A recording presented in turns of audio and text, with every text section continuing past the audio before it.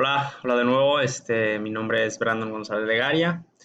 Hoy les vamos a hablar acerca de lo que es un vehículo eléctrico de pila de combustible de hidrógeno.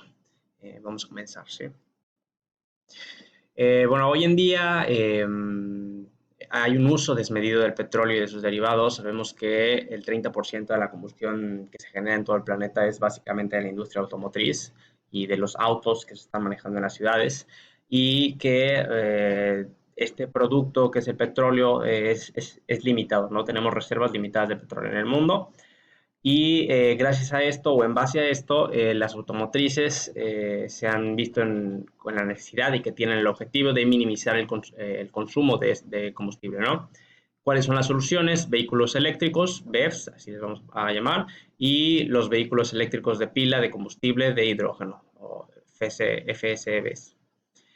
Muy bien. Los autores del paper en el que está basada esta presentación dicen que entre 2030 y 2050 las tecnologías, este tipo de tecnologías continuarán incrementando sus demandas hasta que se vuelvan, pues, las únicas tecnologías, y el planeta va a dejar de consumir tanto combustible y muchas otras cosas, ¿no? Entonces vamos a ver qué son estos vehículos eléctricos de pila de combustible de hidrógeno.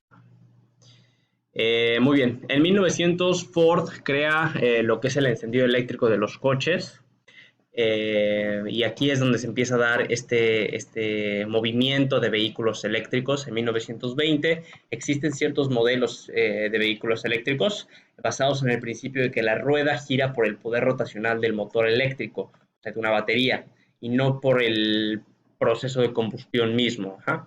Entonces, más adelante, General Motors es cuando inicia un estudio del uso de la pila de combustible, el fuel cell, así le vamos a decir.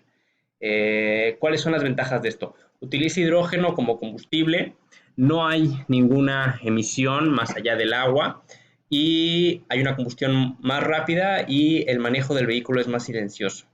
Las desventajas es que el rango es muy limitado y en este caso habría pocas gasolineras, así les vamos a llamar, a las reservas de hidrógeno, y el riesgo de almacenamiento en las mismas gasolineras sería más riesgoso de, de las gasolineras comunes, y bastante alto los problemas que podría pasar si no se maneja de la manera correcta.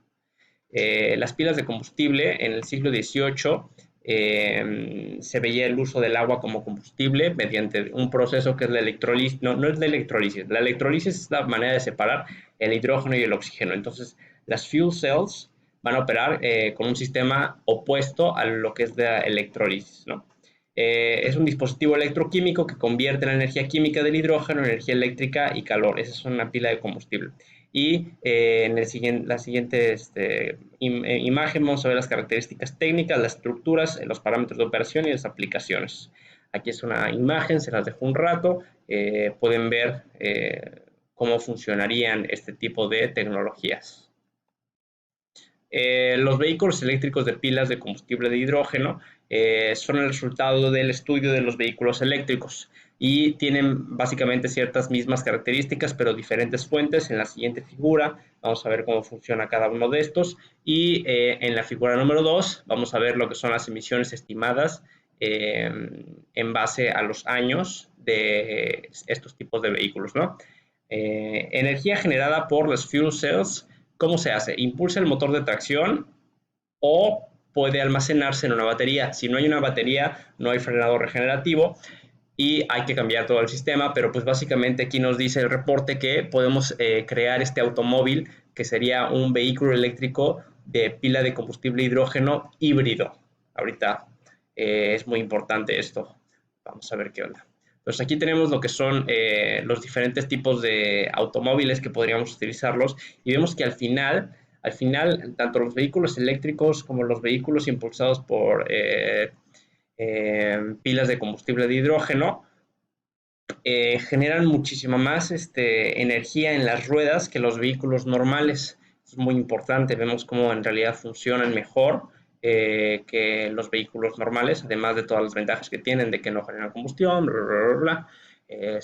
Pueden utilizar nada más agua y ese tipo de cosas, ¿no? Y aquí vemos un aproximado, una perspectiva acerca de cómo se comportarían las emisiones de gases de carbono del año 2013 al año 2050. Y vemos obviamente cómo el BEB y el FCEB son menores a los vehículos normales, y la perspectiva para el año 2050 es que al final, gracias al aumento de tecnologías y de innovación, estas emisiones de combustión sean cero.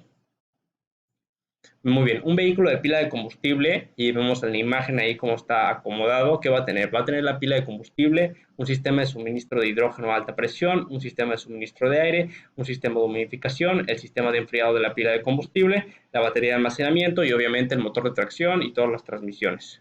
Hoy en el mundo existen 19.335 patentes de vehículos eléctricos, y podemos incluir dentro de estas 19.335 los vehículos eléctricos de pila de combustible de hidrógeno. Muy bien. Ya por último vemos lo que es el análisis, se hace un análisis de la infraestructura y los aspectos futuros a considerar. Para 2050 se sabe o se dice que el hidrógeno líquido va a estar más a las manos de la gente y va a costar menos que lo que es el hidrógeno actual que se encuentra en gas, ¿sí? Muy bien, y aquí tenemos un problema. Vamos a ver un problema porque lo que es el Hydrogen Refueling Station, que serían las gasolineras de hidrógeno, son costosas, y son costosas principalmente por el mantenimiento que tienen y por el riesgo alto a que se sobrecalienten o que se sobrellene el tanque de un auto, etcétera, etcétera, etcétera, ¿sí? La infraestructura no generalizada de compañías automotoras también es un problema, porque ya se están generando, pero no a gran cantidad, en las diferentes automotoras que conocemos como Toyota, como Nissan, como Honda, bla, bla, bla, bla, ¿no? ¿Qué vemos aquí? Vemos que Japón, China y Corea son grandes gigantes en la industria. Ya actualmente empiezan a crear estas gasolineras de hidrógeno, y vemos cómo hay una perspectiva a futuro de cuántas gasolineras va a haber, tanto en los diferentes países de Estados Unidos, Japón, Corea y Europa.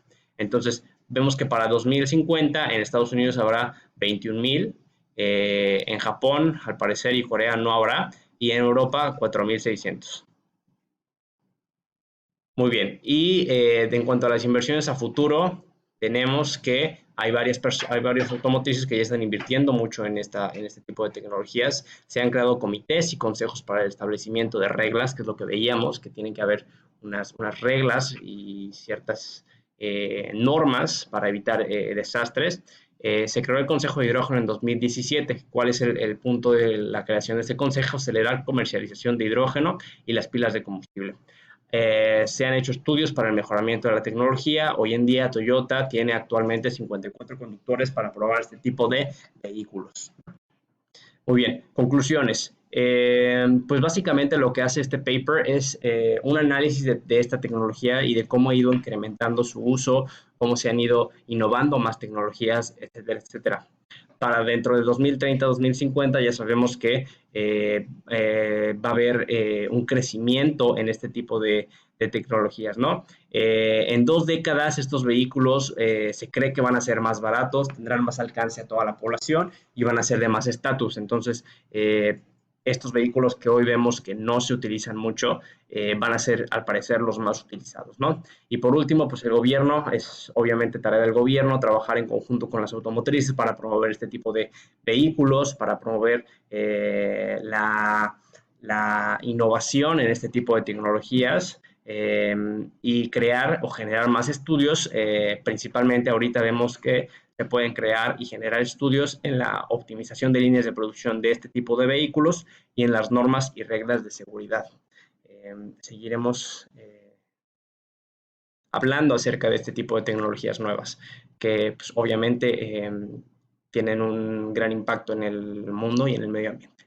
Gracias.